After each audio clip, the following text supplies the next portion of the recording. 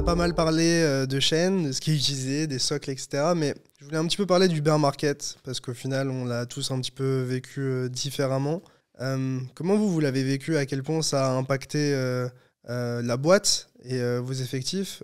Parce qu'en vrai, on a Sizi qui a quand même fait le malin tout ce cycle à nous dire que pendant que les autres licenciaient, lui, il recrutait. Et puis au final, pour faire la même chose. Donc, est-ce que vous avez dû licencier des gens? Et comment tu gères une boîte et une trésor dans ces conditions-là, un petit peu d'incertitude? Ouais.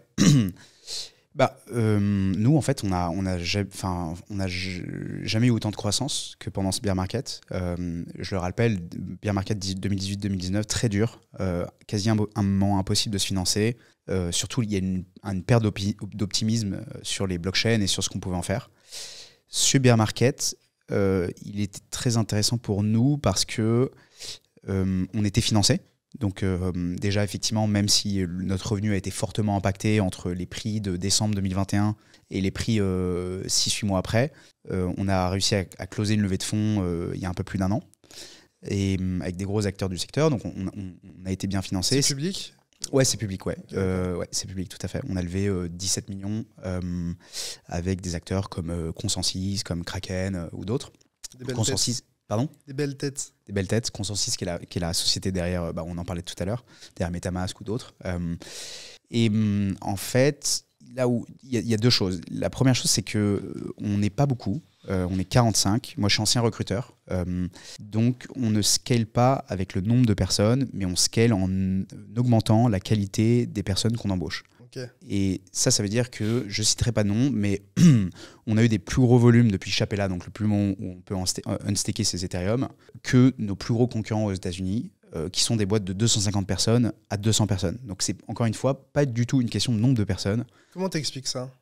Parce qu'on avait des produits on-chain, donc d'agrégation, que personne sur le marché ne proposait. C'est par exemple ce que tu peux faire sur Ledger. Ça fait une aussi grosse différence? Ouais, parce que tu vois, sur Ledger Live par exemple, c'était pas possible de faire du staking en direct à part d'utiliser Lido avant qu'on lance un produit. Ouais.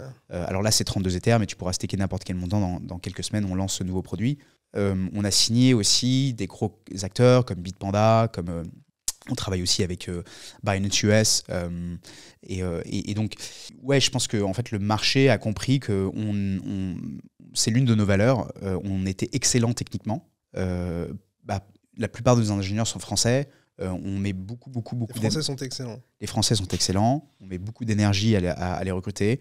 Et je pense qu'effectivement, ce qu'on dit, c'est que c'est les personnes, puis ensuite les produits, puis ensuite les personnes, et ensuite les clients, dans le sens où nous, on fait du B2B. Donc, tu as beau avoir les meilleurs produits, les meilleurs ingénieurs, il faut quand même des personnes pour vendre ces produits.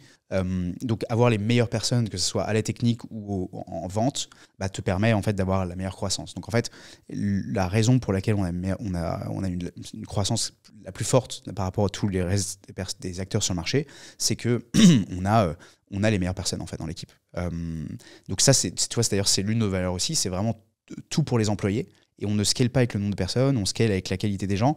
Ce qui fait que, tu vois, en interne, on a 2 recruteurs, on est 45 personnes, on a une sélectivité très très forte. Moi, je continue à faire beaucoup de réseaux, parce que dès que je vois un mec un peu smart, avec qui j'ai envie de bosser, je me dis putain, on le fait rentrer dans le process. Exactement, tu vois, tout à fait. Parce que tu peux vite tuer une boîte, à recruter trop vite. Tu peux arriver avec une boîte qui est plus du tout agile, qui n'arrive plus à avancer comme il faut, avec des gens qui ont plus la même philosophie, avec des CDI qui alourdissent toutes tes dépenses. C'est pas des gens dont tu peux te séparer facilement aussi, parce qu'on a un cadre de travail aussi en France qui est un cadre légal qui est plutôt en faveur des salariés. Ouais. Donc c'est vrai que le recrutement en soi, c'est hyper clé.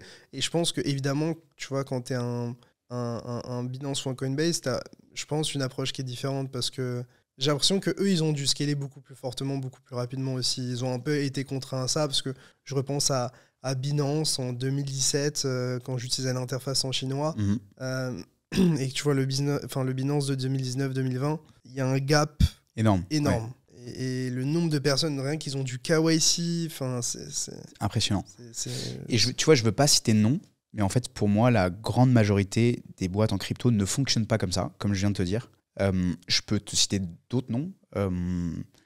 c'est terrible à dire, mais en fait, FTX, je trouve sur la partie échange, avait quand même une bonne politique RH, tu vois. Même si évidemment, la gestion des risques et la différence entre l'échange et le market maker, c'était du grand n'importe quoi. Il y a d'autres boîtes comme... FTX, ça a bien marché, c'est qu'il n'y avait pas que du n'importe quoi. Hein, c'est ça. Dise, hein. Le développement de l'échange et de la feature sur l'échange, c'était quand même un super produit, on va pas se mentir. Ouais. Ils avaient peu de développeurs et qui étaient vraiment passionnés. C'était 4 pendant très longtemps, je crois. Ouais, ils ont été 20 à un moment, alors qu'ils ils ont dépassé une valorisation folle. Donc nous, on essaie de copier le peu de boîtes dans la crypto qui font comme ça. On va annoncer... FTX.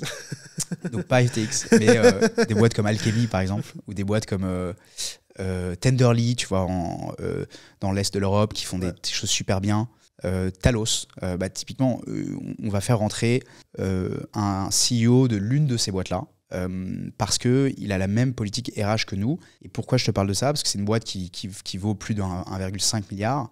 Et en bear market, ils n'ont pas eu à virer des gens parce qu'ils avaient recruté vraiment de manière très lente, en faisant très attention aux personnes que tu recrutais. Et surtout, on ne scale pas. C'est pas parce que tu as plus de volume, c'est pas parce que tu as 10 fois plus de volume qu'il faut embaucher 10 fois plus de personnes. Ça, c'est une connerie. On fait de la tech, on fait des trucs qui sont ultra scalables.